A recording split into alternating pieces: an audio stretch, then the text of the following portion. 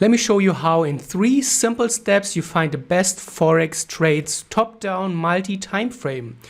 So we're starting here on the daily time frame and we want to execute our trades on the 1 hour. What do we want here? We want to look for a trend change. And a trend change happens when the market breaks above a higher time frame moving average. In this case, I used the 50-period SMA moving average. And you want to see something like this. This is early on a potential trend change when the market dips above the moving average for the first time, comes back to it and retests it. That's very, very important.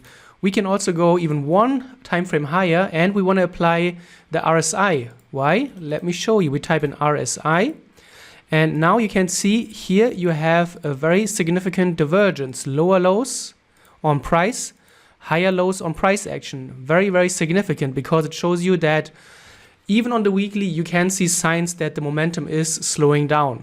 By the way, this is very different from what has happened here previously, where the RSI made lower lows. So although you can see on the daily chart before that you had some breakouts above the moving average, this is not in accordance to the higher time frame. So we know now this is a high probability area where we can look for continuations to the upside. And the great thing about this is we want to trade long. When is the best time to buy? When the price is at its lowest, and it is lowest when the market is doing a pullback. So now let's go to the lower time frame, the 2-hour time frame where I would like to execute my trades. So what do we have here? For now we don't have too much. We have still price making lower highs, which is a very important finding because as long as this is going on, the market is not ready to turn around. So we need to wait for the market to do something like this.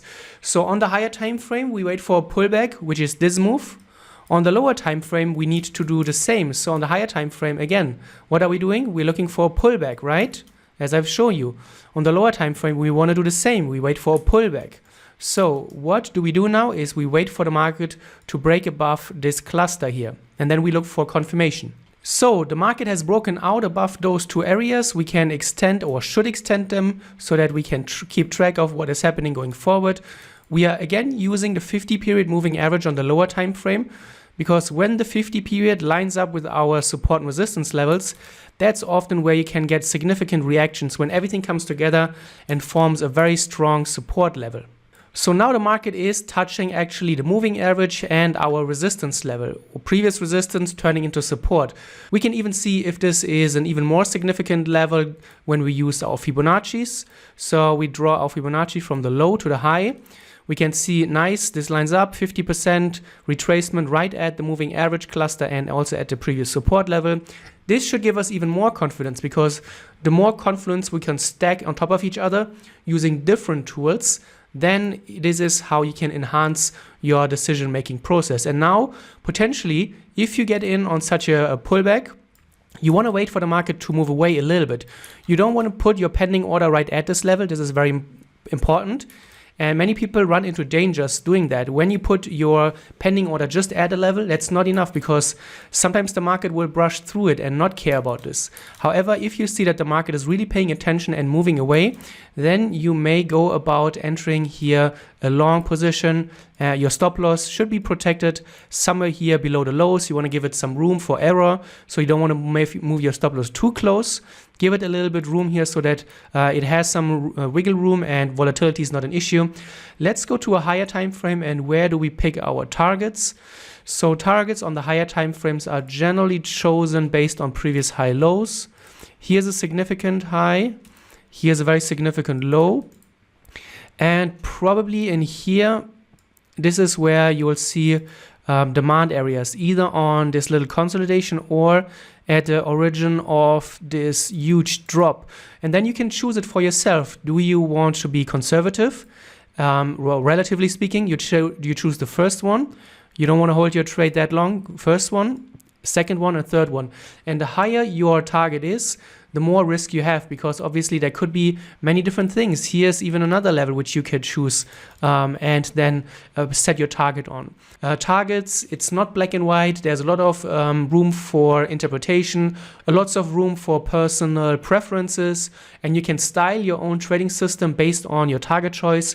conservative, less conservative, aggressive, very aggressive.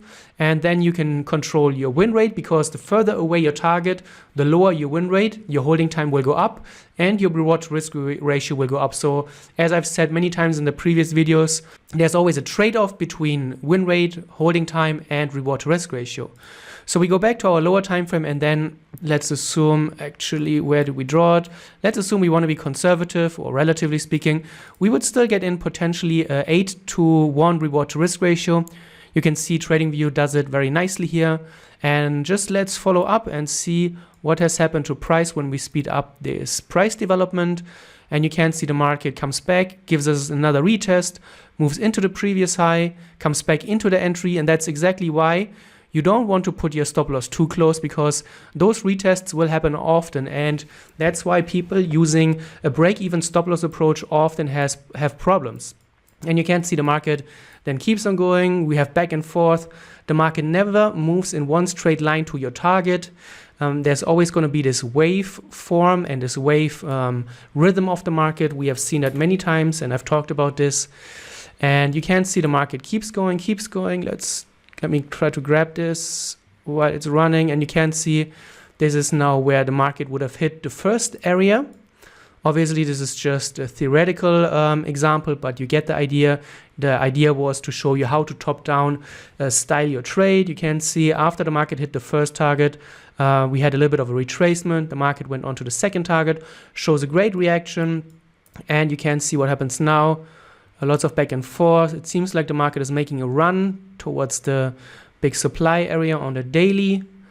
And now you can see a bigger retracement here, even below the moving average here on the 2 hour, which is a significant signal. And often this leads to trend changes, but you get the idea now. So this is how you go top down and find the best trades. Obviously, this is using a back test, and this is a theoretical example, but I just want to show you how to do a top-down analysis, to build confidence, use different tools, multi-time frame approach to find the best trades. Let me know in the comments what you like about it, and I will make more videos if you enjoy those.